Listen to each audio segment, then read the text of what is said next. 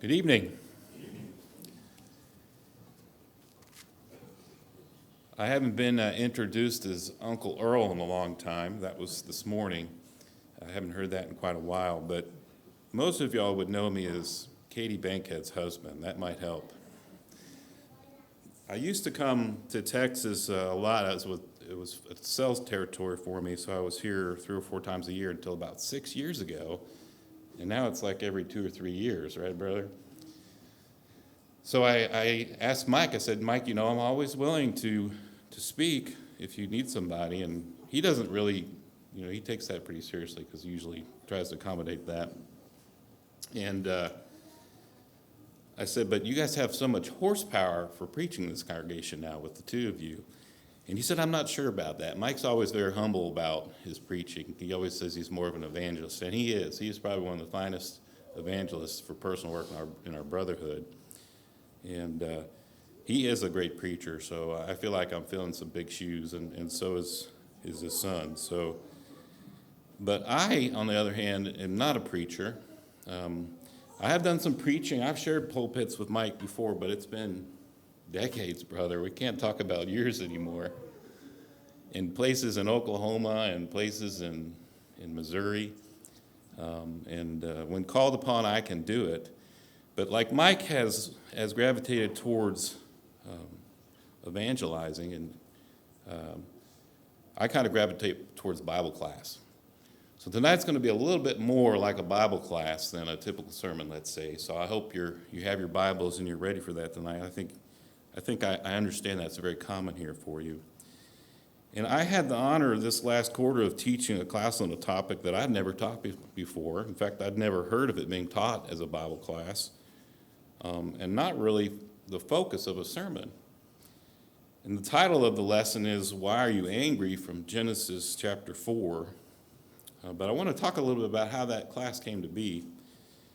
I've served as a deacon of education with 2 other deacons in Franklin, Tennessee, and my responsibility is material.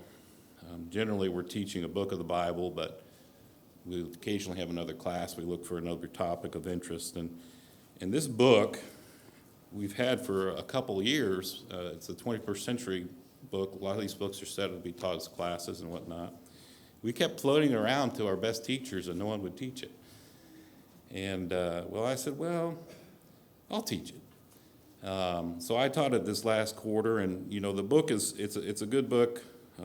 It's written by one of our brotherhood preachers, and I do recommend it as teaching as a class. It's not quite set up like a class in that it only has 10 chapters instead of 13, and it's very much more for a small group and interaction and whatnot, but the process of studying it has been very enlightening for me.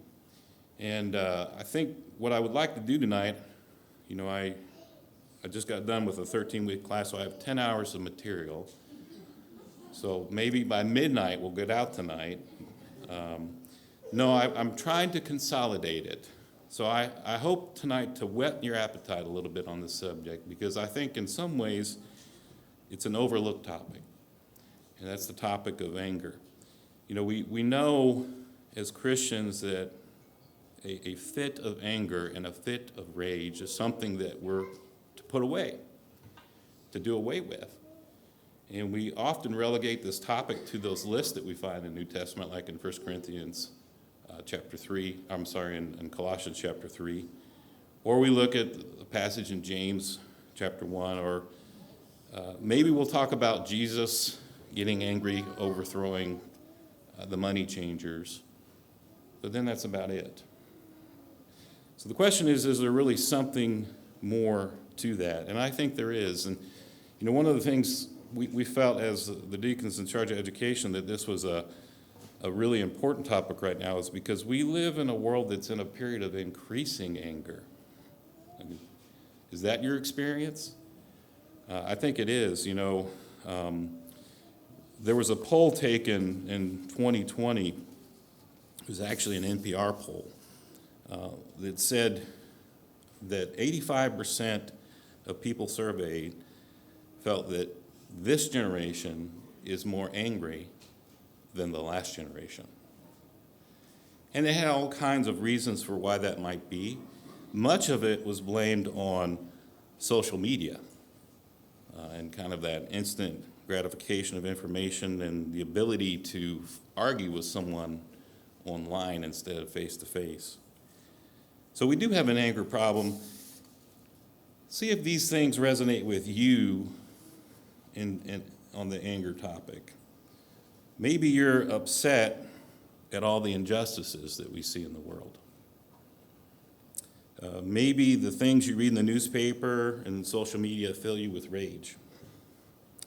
Maybe you feel like those in charge are making all the wrong decisions. Maybe things are happening in your life that you cannot control. Maybe you're angry at the world changing.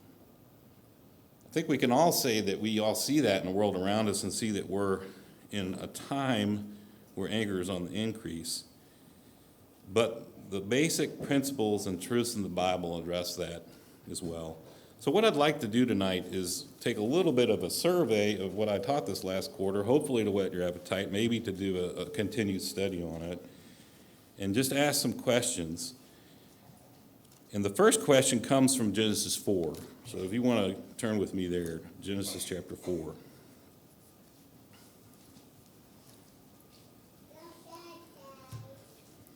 While you're doing that, we'll answer the question, what is anger?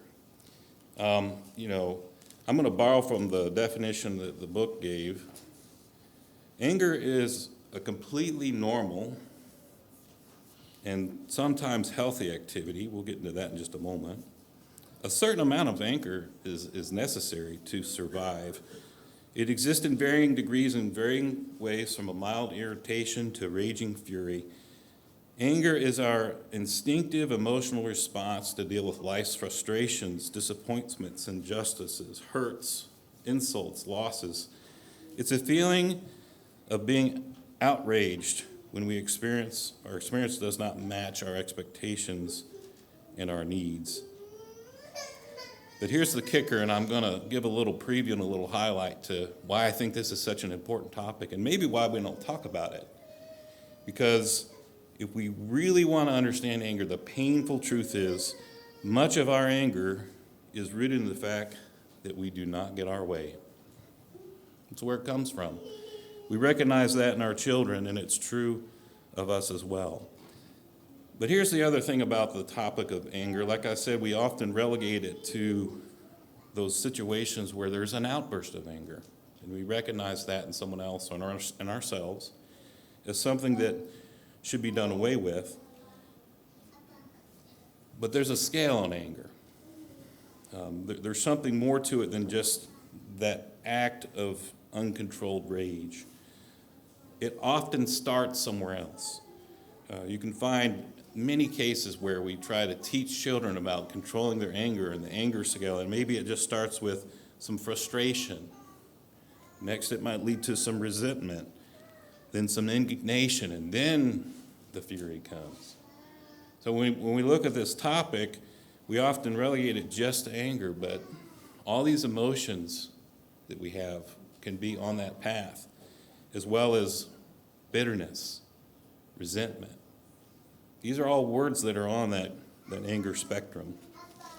So let's go look at Genesis chapter 4.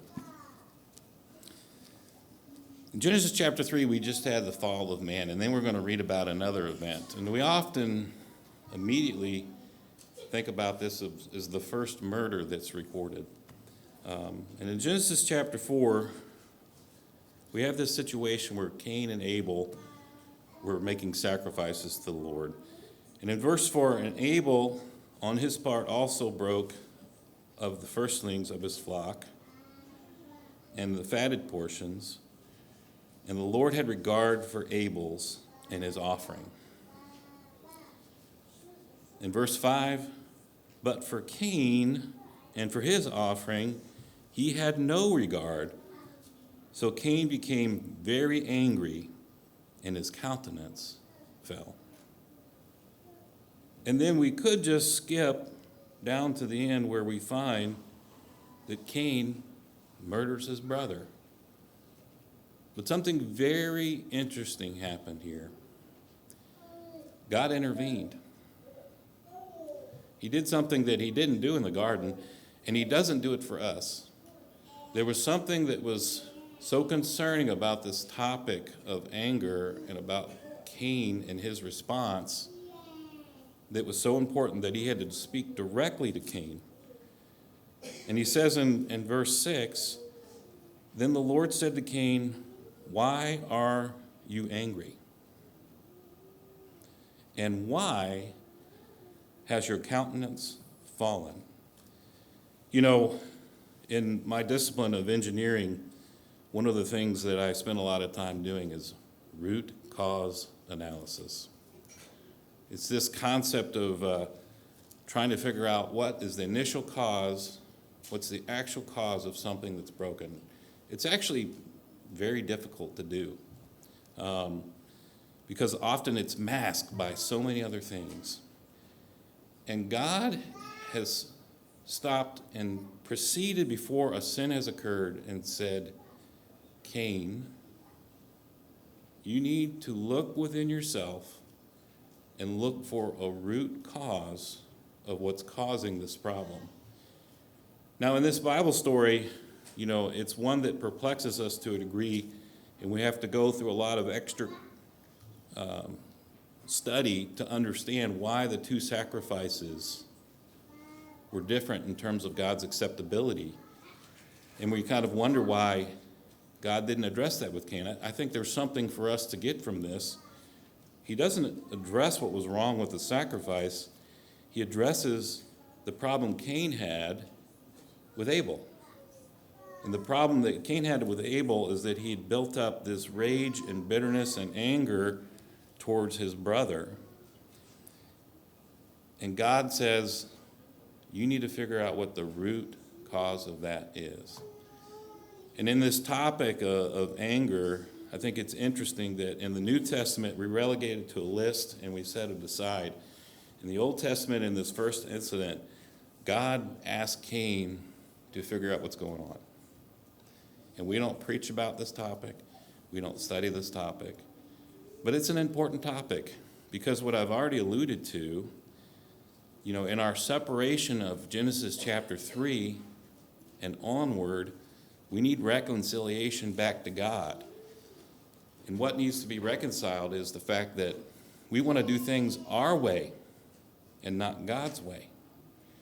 And at the end of the day, in almost every case, anger and the problem with anger is that we didn't get our way. And in this case, Cain's way that he didn't get is that his sacrifice wasn't accepted when Abel's was.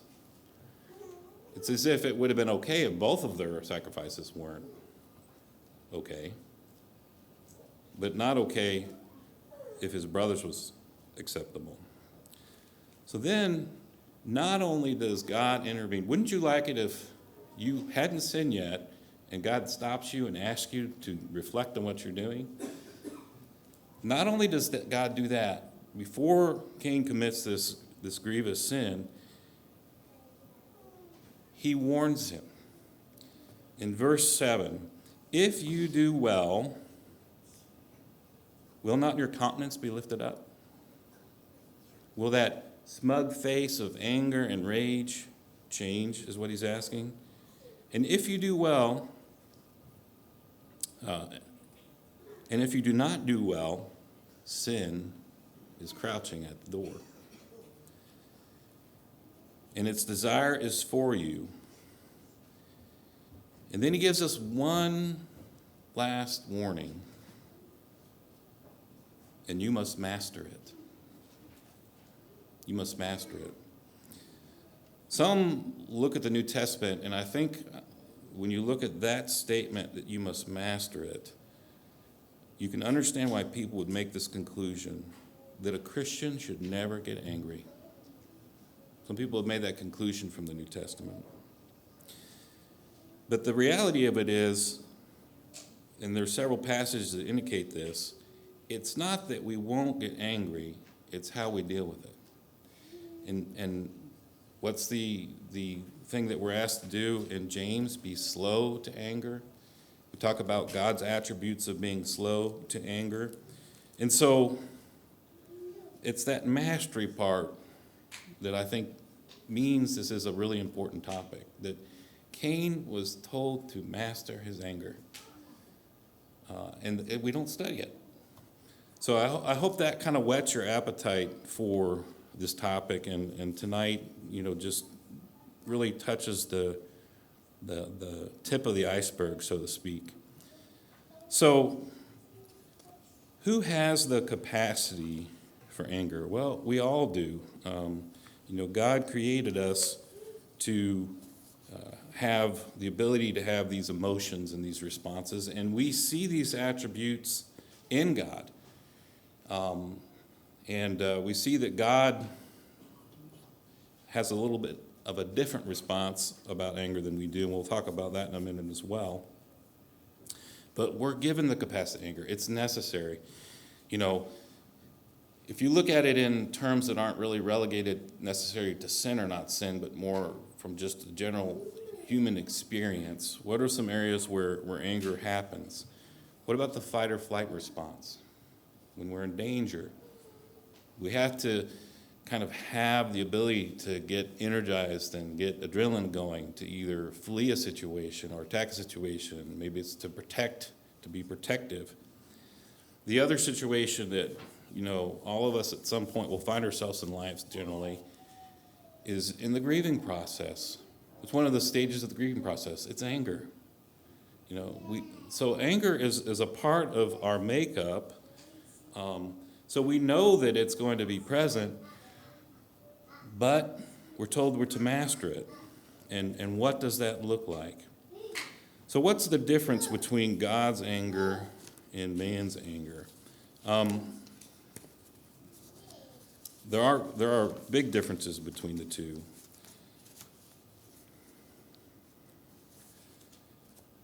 So our anger is often caused by something that frustrates us. And we're going to talk about the secondary causes of anger here in just a minute. God's anger is often about something that goes against his edicts, his laws, what he's set out for us, what we're not to do. Our anger is almost always quick. His anger is always slow. Our anger is often destructive. It causes great damage. The book I mentioned on anger talks about controlling the fires of anger and uses the analogy all the way through the book of how anger is like a fire and could be so incredibly destructive. But that's not the way God's anger is. We see cases where God's wrath is distributed on the human beings because they've gone against his will. But generally speaking, his purposes for his anger, the goal is restoration, not destruction. Our anger is often to condemn. It's often to accuse. It's often to threaten. But the Lord, his expression of anger is to confront, to admonish, to warn.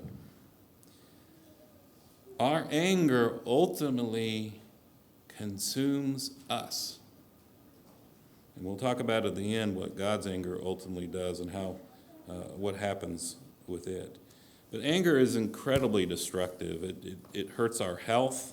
It hurts our relationships.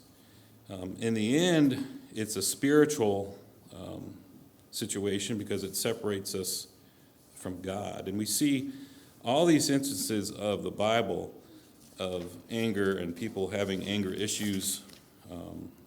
We think about the situation with David and Saul.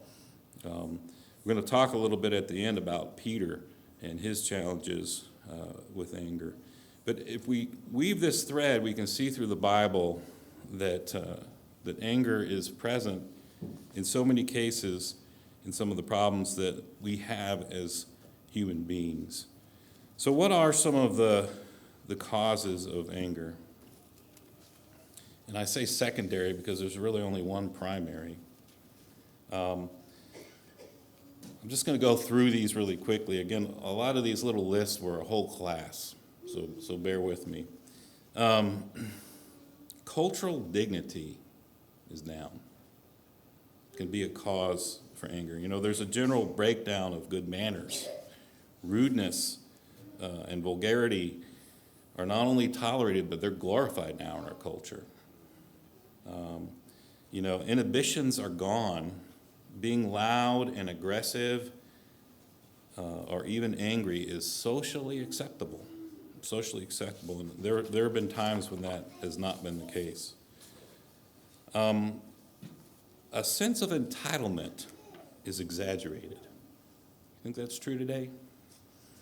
You owe me. I have rights. I want my freedom. I deserve my way. You can identify specific groups of people today who tend to act out because of entitlement. So we certainly see that. There's a common word in our vernacular called triggered. What triggers you? So a sense of entitlement. Time is short. That's another thing. In our class, the most common analogy was traffic. You ever have problems with traffic? If you want a test of where you are on the anger spectrum, sometimes that's a good test. Life's daily stressors are many. Oftentimes, as office workers, we arrive to find ourselves covered up with dozens of emails and people needing things constantly, having to multitask all day long. These are reasons why anger is prevalent. Daily stressors are many. Life space is crowded. Here's one that I think really kind of hits me, and one of the reasons why I thought this is a good topic for myself is, it's said often those who prepare for classes and teach classes get the most out of it, but I felt particularly drawn to this topic because I have struggled with anger in my life. It's been an area that I have worked on, and this secondary cause is the desire to control is ingrained. Desire to control is ingrained. We have a border collie. I don't know if you guys know much about border collies, but we got one as a rescue puppy. I knew border collies were essentially sheep herding dogs, but I had no idea how much of that herding instinct was just ingrained. It was instinctual. You didn't have to train it at all. We back up to a cow pasture, and the fence was weakened, and occasionally cows would get out, and we would just let the dog out untrained, and she would get those cows to go right back over that fence. It's just unbelievable. And she's 11 or 12 years old now, and I was out walking her the other day, and my neighbors have 3 young horses, and she just wants to run in there and just wrangle those horses. She can't help herself. Well, in my discipline, it's no wonder why I'm attracted to it. In engineering, it's about controlling things, So there can be a tendency for us to have those habits where we want to control things, and if we can't, we become angry. The other thing that I think is more prevalent today is the intrusion of technology.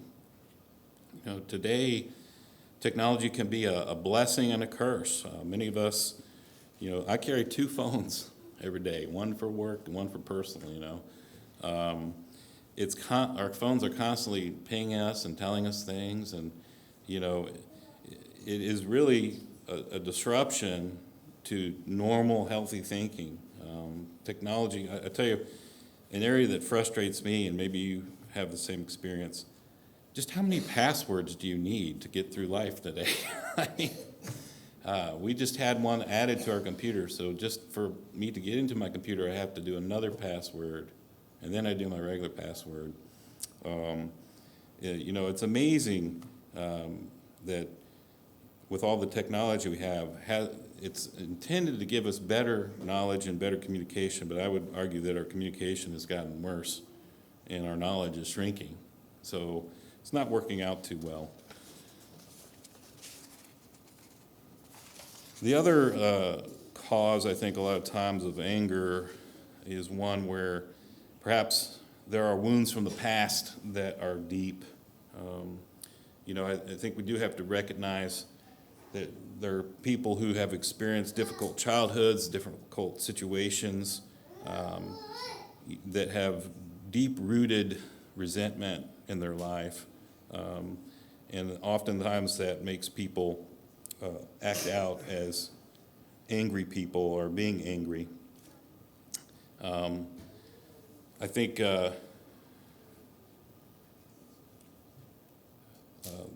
this is an area where, there could be something deep-rooted from someone's past where getting some professional help might be an important thing to do. So I don't want to say that there aren't times that we might need to do that. But as you can see, there are all kinds of causes for our anger, but the primary cause is one that is almost ubiquitous and very self-explanatory, and that is it's sin. Um, the reason why we struggle with anger, the reason why we have anger issues is because of sin. So as we talk about anger, the book suggests what to do with it, and it lays out a plan for controlling our anger, and it has about 12 steps. And I'm not going to go over those tonight because I won't get through them. But a big part of dealing with it is forgiveness.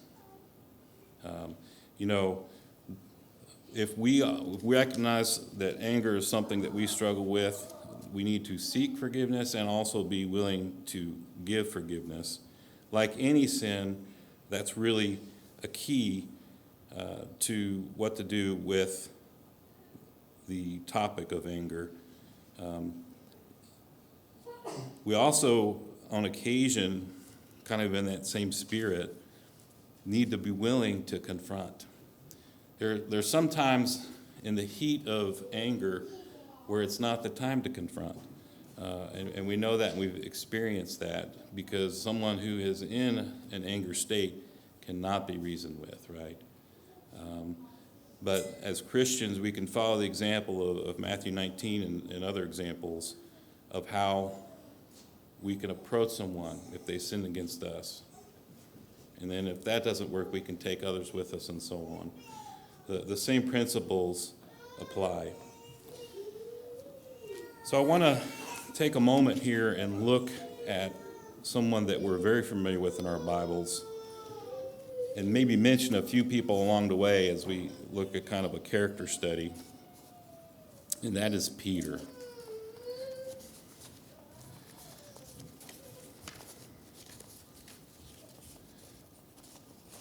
And bear with me for a minute because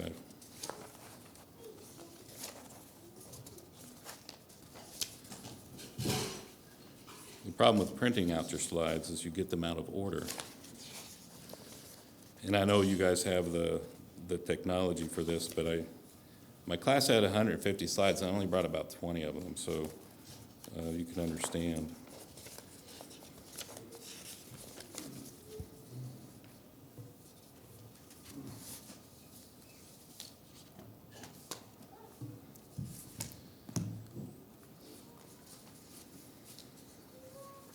So we talked about who has the capacity to anger. We talked about, generally speaking, our anger is sinful anger.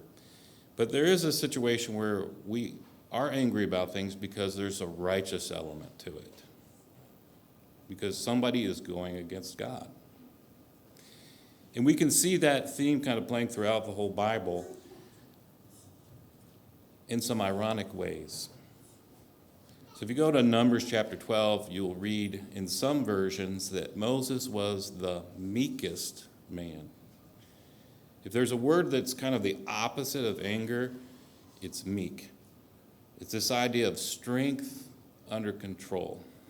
It also uses the word humble. So Moses was the most humble man.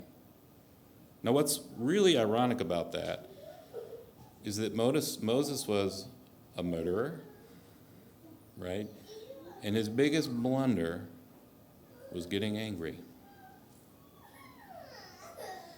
But what was different about Moses' anger in those two instances? Well, I think there's a lesson to be learned, because the reason why Moses was initially angered, and we have that incident, is because he saw an Egyptian being mistreated. Is that righteous indignation? Was it wrong for that person to be mistreated? Yes. But Moses retaliated. He took it into his own hands and he murdered. And the consequences for that were great. He ends up in exile.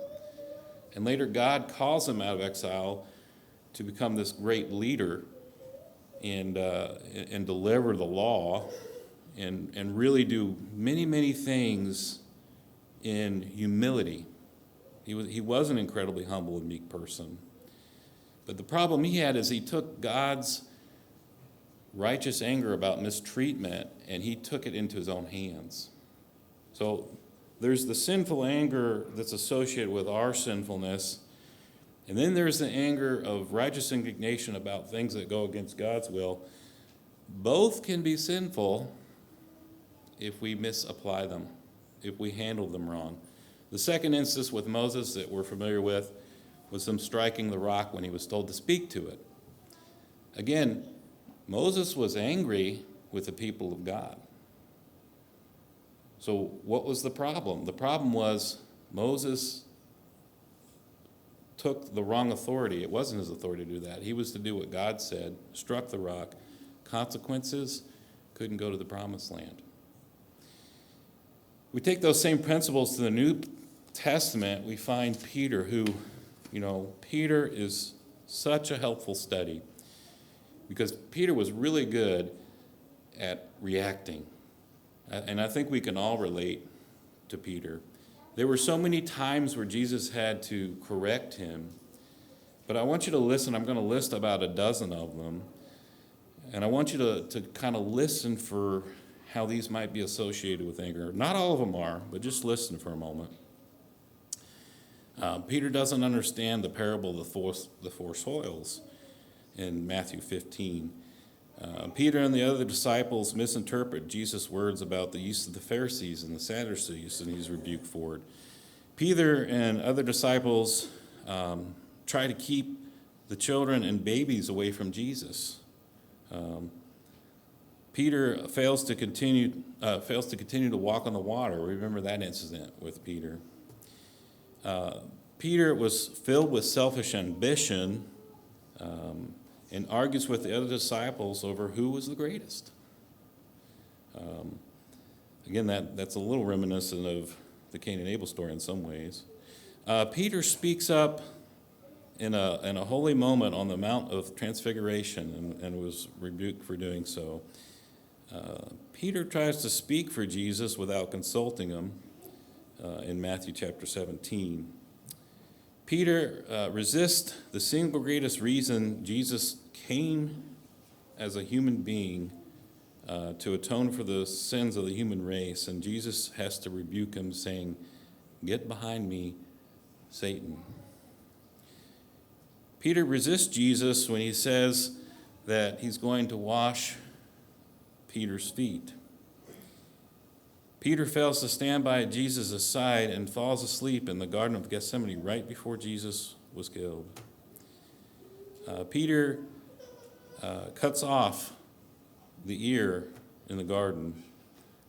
Peter denies Jesus with oaths and curses him in public. Peter pulls back from the Gentiles later on in his life. In a lot of these instances, we can see in Peter that he is acting out of righteous indignation. But the problem is that he puts his position above God's. One of the struggles that we have in our anger is, like I mentioned it kind of towards the beginning, is that it frustrates us what's going on in our world. When we see the world falling and crumbling, and yet Peter was having those same feelings about the world in his day. He wanted there to be an earthly kingdom. He wanted Jesus to reign in a very physical way. And obviously that was not the way it was going down. And yet Peter turns around and becomes this champion of this new idea, this difficult idea. You know, 1 Peter mentions the word suffering 16 times. And Peter becomes this champion of what it means to suffer as a Christian, which means suffering unjustly. When things that shouldn't happen to us happen, there is no greater time than when we're like Jesus, is when we suffer for doing what's right, when we suffer for doing something that shouldn't happen that way. Does that translate into something as simple as getting cut off in traffic and not getting angry? It does. So that's the danger with anger. And so we're given this admonition in Ephesians chapter 4, which I think is what I hope that's kind of whetted your appetite tonight to this topic. It says, "Be angry and sin not, and let not the sun go down upon your wrath." So it's like this idea that, going back to that first story with Cain, God is asking us, why are you angry? Why is your countenance falling? What are you going to do about it? He wants us to get to that root problem within ourselves. And ultimately, we have to let God work, no matter what happens in the world around us, all the injustices, what happens in our country with elections and governments and society around us. God's in control of that. Look at Romans 13. God puts these leaders in the places that they are. And that's his business. There are things we can do, but we're not to get angry about them. Let's look at one last passage in closing. It's in Romans chapter 5.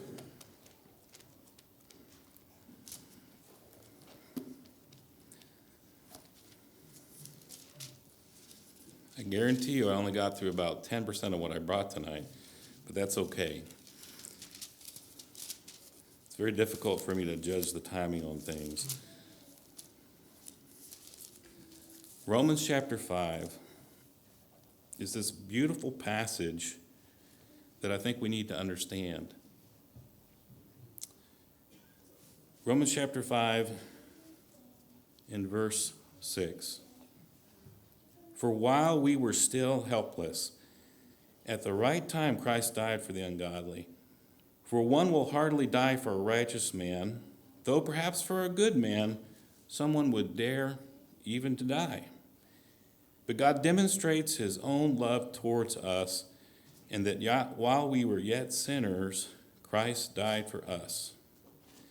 And much more then, having now been justified by his blood, we shall be saved from the wrath of God through him." God's anger was put on the cross. The wrath of God was put on the cross. That's why we don't have to be angry about all these things. It's in his hands. Romans chapter 12 tells us, "Do not repay evil for evil. Vengeance is mine, says the Lord." So I hope tonight that, maybe I've whetted your appetite a little bit on this subject, but really it's something that I've really developed a passion for, because it's one of these threads that goes throughout the Bible.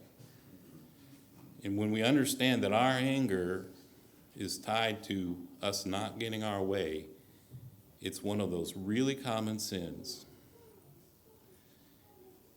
And following Christ is about not getting our way.